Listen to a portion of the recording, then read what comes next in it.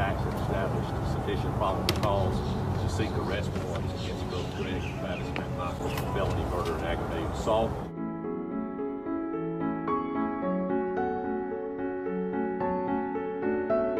The Arbery family is suffering under a deep weight of grief, but also of justified anger that this has been passed along from DA to DA. I believe that the state of Georgia's justice system should be sufficient to hold these men accountable for their actions.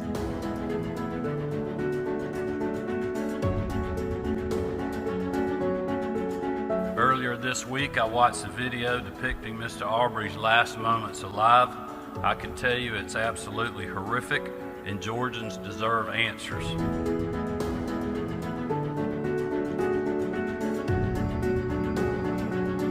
We see clearly in that video that there were 3 shots, 3 shotgun blasts, which goes towards the mindset of the shooter, that his intent was to kill Ahmaud Arbery.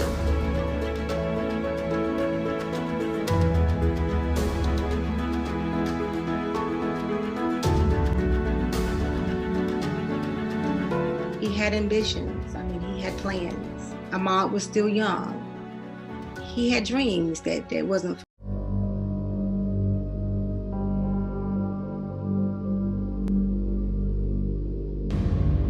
I'd say they're real. I don't know. I haven't been on the other end of it yet. I'm not feeling safe at all. I haven't felt safe in at least 3 to 5 days now. Like Amy has said, the threats have been real. I say they're real. I don't know. I'd be lying if I said I wasn't scared.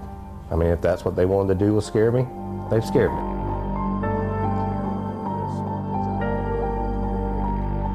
My client was responding to what he saw, which was someone in the community that he didn't know, being followed by a vehicle that he recognized. I'm very, very sorry for your loss. I don't know what else to say. I know there's nothing else I can say.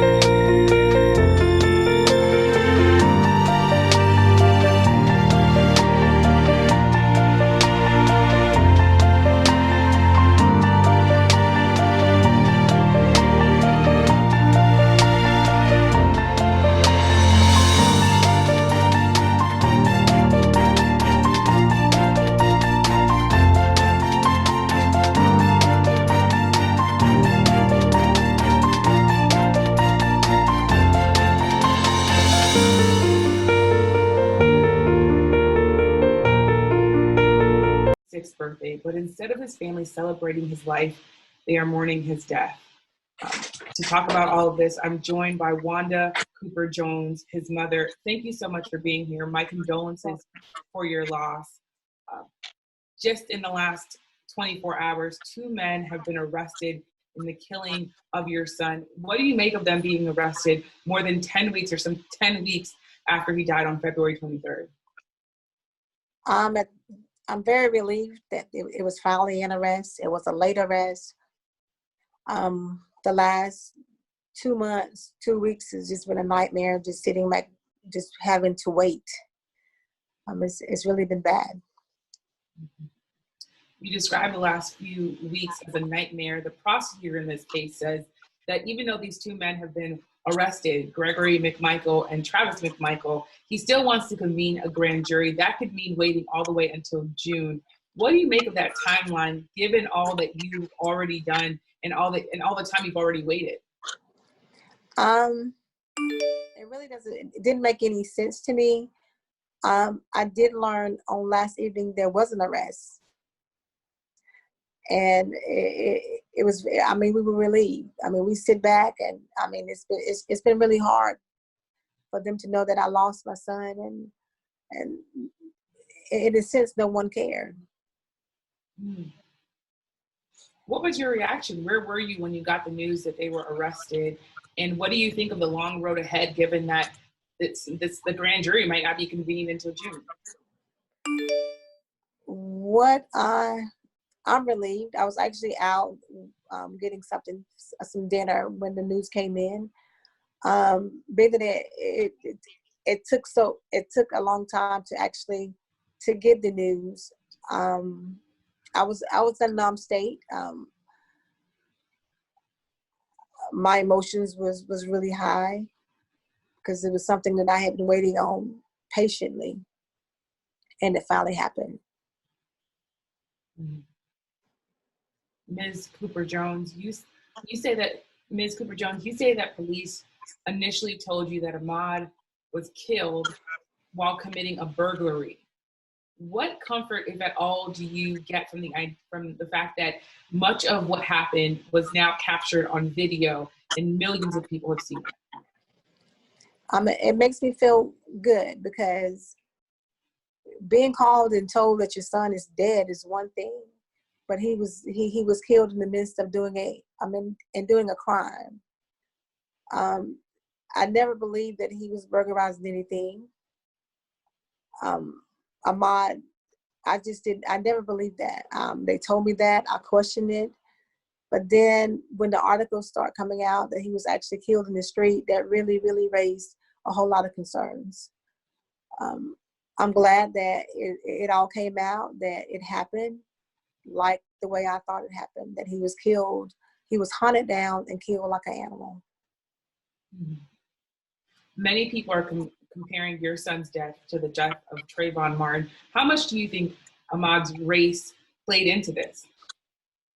I think his race played a lot into it because they were white and Ahmaud was Black. And race played a big part in it. I mean, I don't think if he was Caucasian, he wouldn't have been chased and killed the way he was. You say that you think race played a big part in this. The Georgia Bureau of Investigation said today that they can't be charged with a hate crime because the state of Georgia doesn't have a hate crime law. What do you anticipate that the Trump administration might pursue federal hate crime charges? How comfortable are you, or how hopeful are you that the Trump administration might do this? I'm hoping that the death of Ahmaud will get their attention and possibly in the future initiate that law in Georgia, because it was a hate crime. I mean, it was a hate crime. It really was.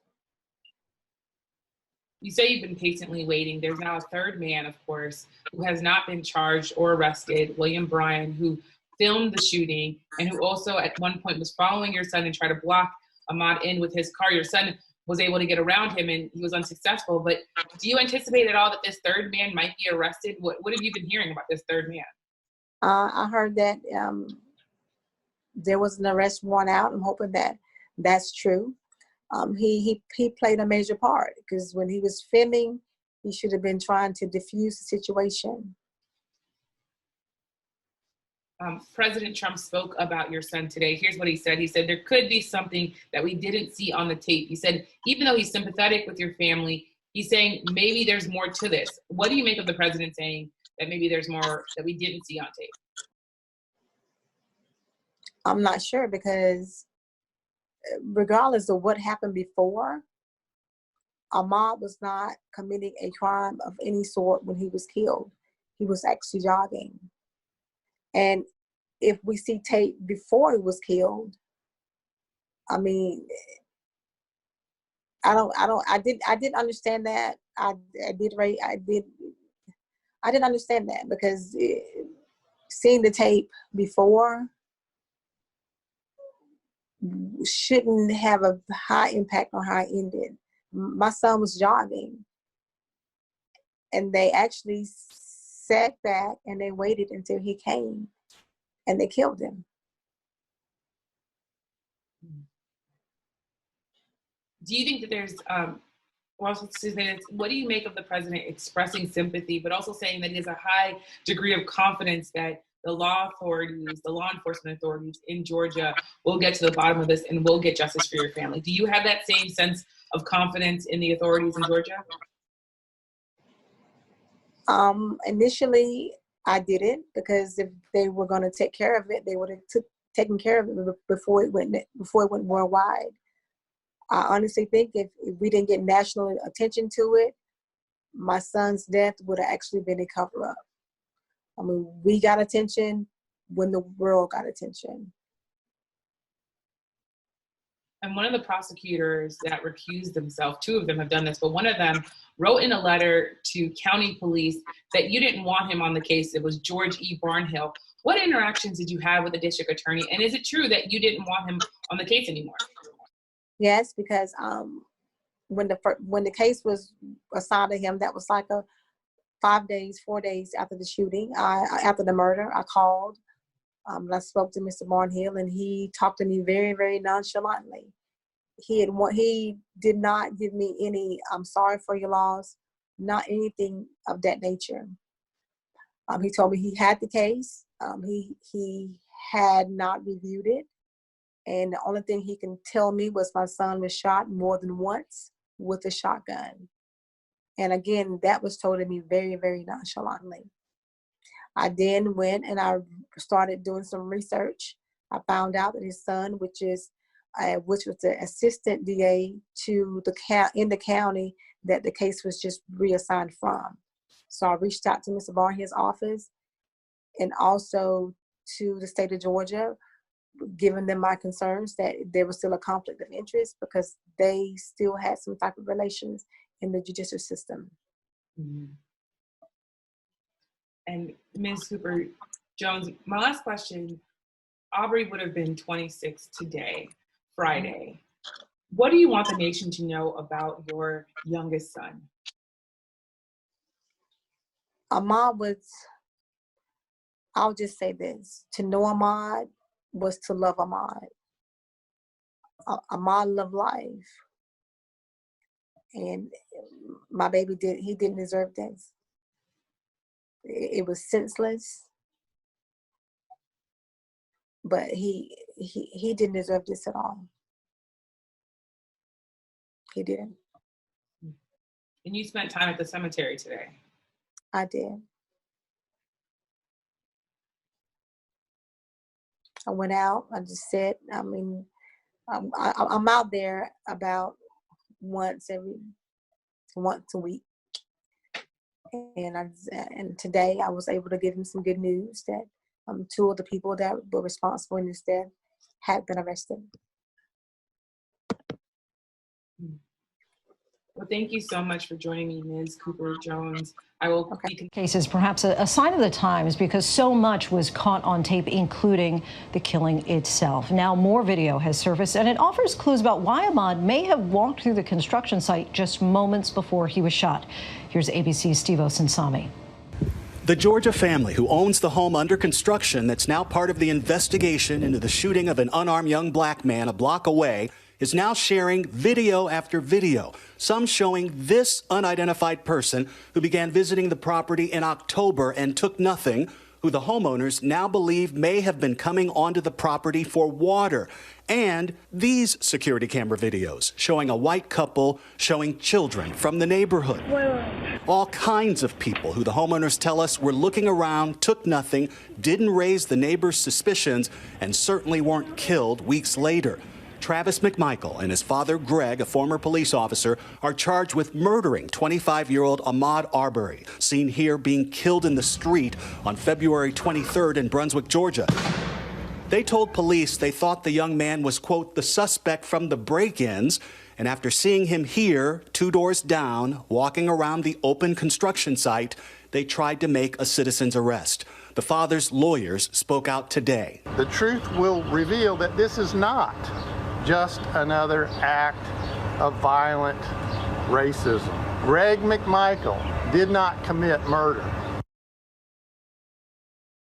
And let's bring in Steve Osinsami. Steve, the suspect's lawyer claims that there's exculpatory evidence in this case that might clear his client. Do we have any indication of what that might be? They're claiming that there is another video, a video that they say shows the truth of what happened on February 23rd, the day that this young black man who was unarmed was gunned down in the middle of the street. They're not clear as to who recorded that video, what part of the confrontation this video shows. I did, Lindsay, however, check with state authorities who say at this point they are not confirming whether there is or is not a new video and whether it's relevant. And if there is this new video, Steve, that they say holds the truth, have they suggested what that truth is? Well, one of the things they're saying is that their client, which is Gregory McMichael, the father, isn't guilty of murder. It sounds like what they're sort of indicating is that he may not have been seen on tape, and he's not seen on tape directly shooting this young man. And so they're trying to argue that a murder charge for him is inappropriate at this point. Okay, Steve Osinsami. Of that young unarmed black man, Ahmaud Arbery. For the first time, we're hearing a 911 call made by one of the men charged with murdering the 25-year-old. The call was made weeks before the shooting. Steve Osinsami have the latest. Investigators this morning are listening through this newly released 911 call made by one of the 2 men accused of murdering 25-year-old Ahmaud Arbery. What's your name and phone number, sir? Travis McMichael. McMichael and his father, Gregory, a former police officer, are accused of gunning down the young, unarmed black man during what police say the men called a citizen's arrest. The 911 call was made February 11th, nearly 2 weeks prior to the killing. Travis McMichael is heard telling police that he saw someone he felt looked suspicious inside a house under construction. I just caught a guy running into a house being built 2 houses down from me. When I turned around, he took off running into the house. Are you okay? Yeah. It just startled me. When I turned around and saw him and backed up, he reached into his pocket and ran into the house. So I don't know if he's armed or not. These security camera videos from inside that construction site do show a young black man repeatedly visiting and walking around. But in every recording, the person is seen walking away empty-handed, and the owner has reported no thefts. The attorneys for Travis McMichael are calling Arbery's death a tragedy. Than to rush to judgment. People who know better than to engage in stereotyping are rushing to judgment, are stereotyping. And that saddens me. But attorneys for the victim's family say that they wish their son was afforded the same privilege. Because I'm representing a 25-year-old victim who was shot to death by people who rushed to judgment and stereotyped him, it comes off as disingenuous and almost offensive to this family. State investigators have taken over this case after local prosecutors in the Brunswick, Georgia area were accused of looking the other way. Gregory McMichael, the father, isn't just a local police officer. He also, George, used to work for a local prosecutor. George. A lot of potential conflicts there. Okay, Steve, thanks very much.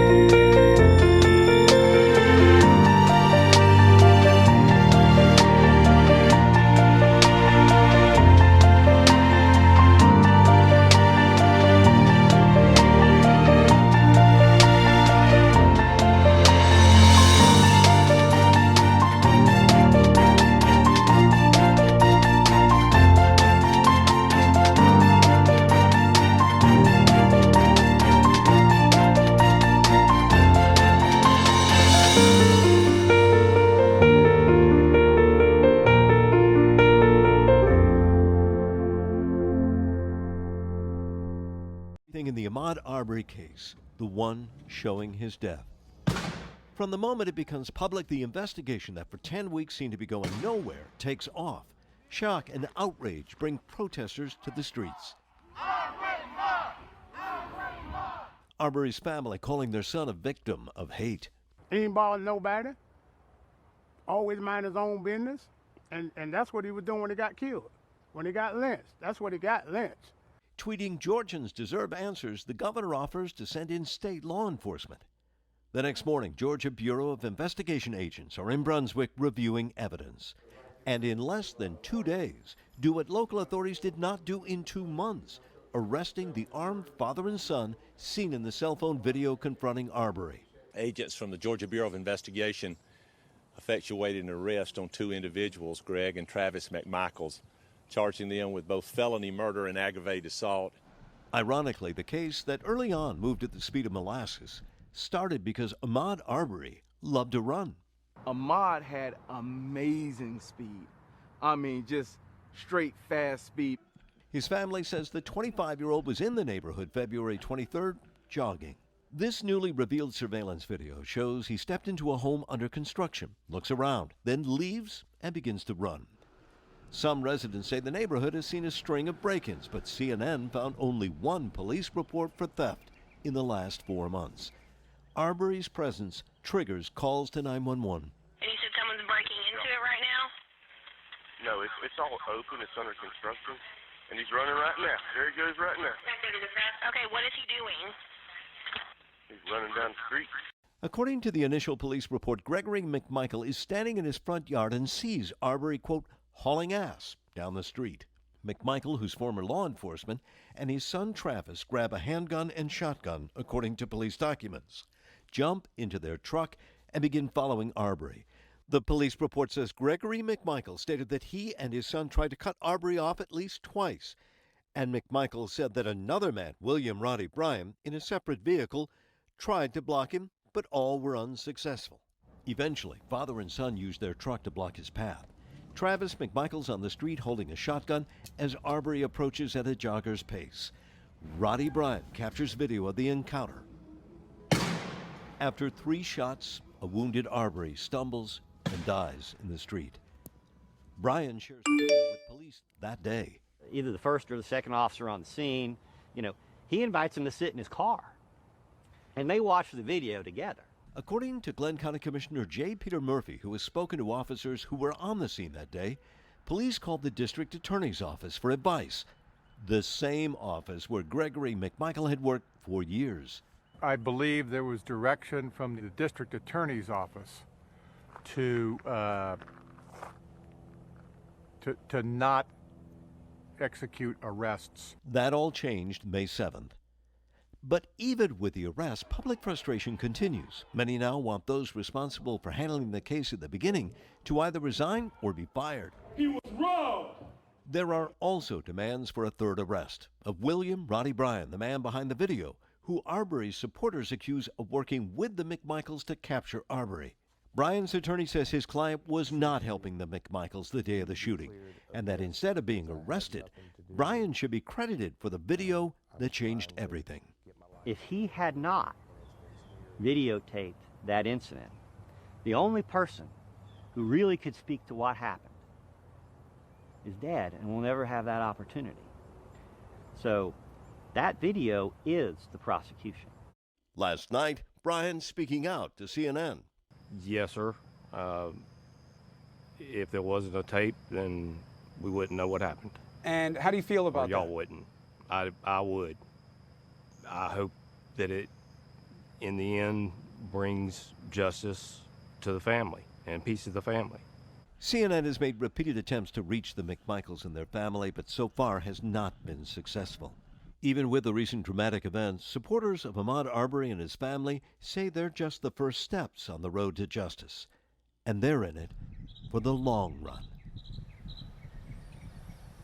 John and Allison recapping that breaking news now that we started with, the autopsy report that is out with Ahmaud Arbery, again showing that he was struck 3 times, which coincides with that video where you hear 3 shotgun blasts. Those 2 blasts were into the chest and then another one grazed his arm. Also this morning, the GBI is now saying it's going to investigate this case, not just the case itself, but how it was prosecuted as well. There are many questions about potential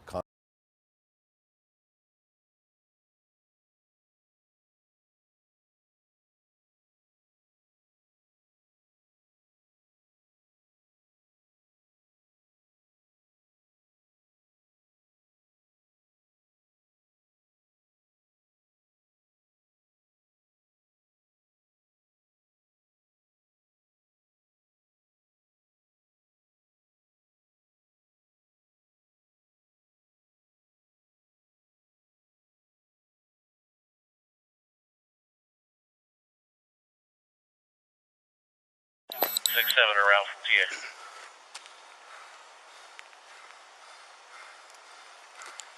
Before 10-4.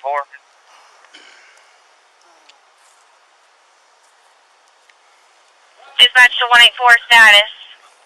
9-8, dispatch 10 for your head.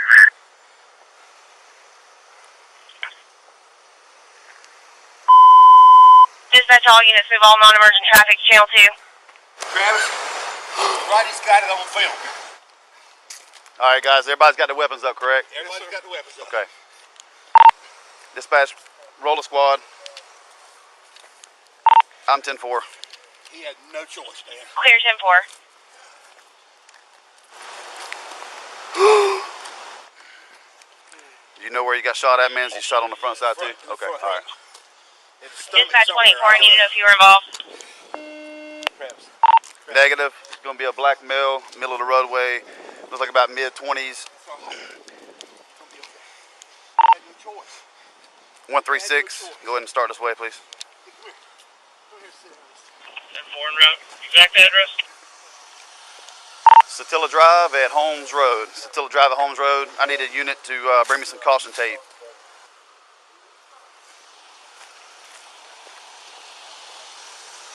Gonna pause anything? No. He's about to be 10-7, man. that you or? No, that's. I mean, if the guy would have stopped, you know, I mean, find out what was going on, he obviously was up to something. I mean, this would have never happened. You know, should we have been chasing him? I don't know. You know, I mean, but yeah, no. At that point, one time when I cornered him up over here, he was trying to get my truck. He tried to get in my door.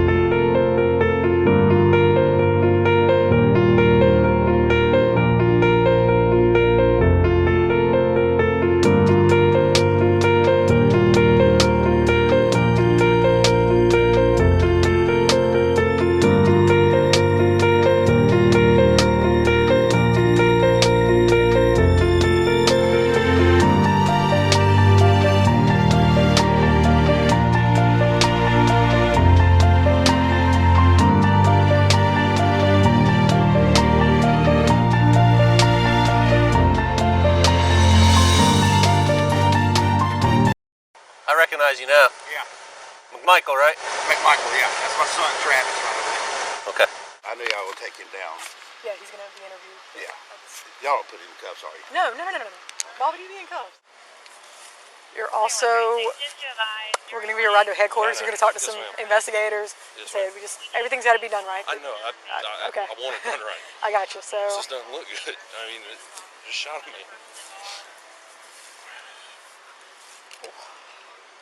Last thing I've ever done want to do in my life. Trust me, can truly understand that. Playing with my kid. Next thing you know, this. Any weapons on him? Do you know of? I don't know. You mind holding your hands out? And how'd you say you got that blood on you? He had his arm, when he went down, face down, and his arm was tucked up underneath him. And I didn't know if he was going for a weapon or what, because at that point he was still breathing. Yeah. So I pulled his arm out to see if there was a weapon in it. Right. And once I realized there wasn't, that's the only contact I had with him.